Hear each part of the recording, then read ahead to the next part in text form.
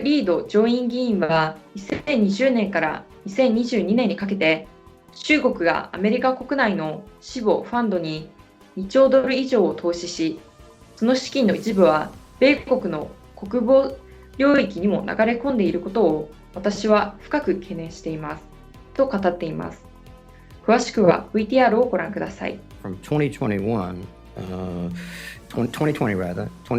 and 22, over $2 trillion of Chinese investments were placed in private funds. That's a lot of money, and it's going to a lot of places. Secretary Rosenberg, are you aware of any investment in national defense companies, our major clients of the Department of Defense?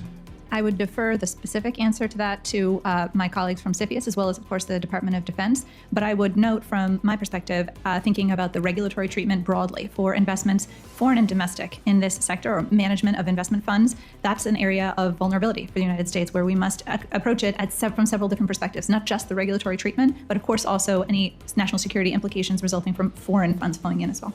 Well, I think there are profound national security implications. I do national security work on the Armed Services Committee. Let me ask you a question. In 2015, the Treasury proposed a rule to impose AML requirements on private equity funds and hedge funds. And I've called for the Department to finalize the rule, including a letter I sent in March of 2022, more than a year ago. So why haven't you finalized this rule, since this poses I think, a potential and maybe actual serious threat to national security of the United States? Thank you, Senator. I want to agree with and affirm your national security concern that you've identified just now and in that letter to begin with. This is an area that I'm quite concerned about and that I have asked my team to look at broadly, gathering further up-to-date information, which we have done in the form of the money laundering threat assessment for the United States, and where we are seeking to direct resources now in order to find appropriate regulatory treatment at this time, bearing in mind that 2015, much has changed in this sector as well since that time.